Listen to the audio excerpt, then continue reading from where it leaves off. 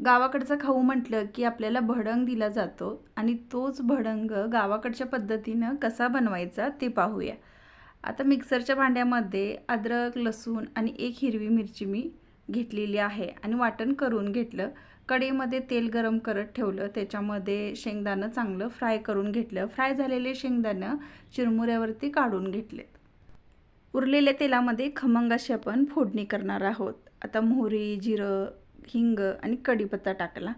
त्याच्यानंतर वाटण टाकलं आणि चांगलं परतवून घेतलं. आता वाटण परतल्यानंतर हळद, मीठ टाकलं. ते सुद्धा परतवून घेतलं आणि आपलं घरगुती लाल तिखट आहे ते टाकलं. चांगलं मिक्स केलं आणि गॅस बंद केला.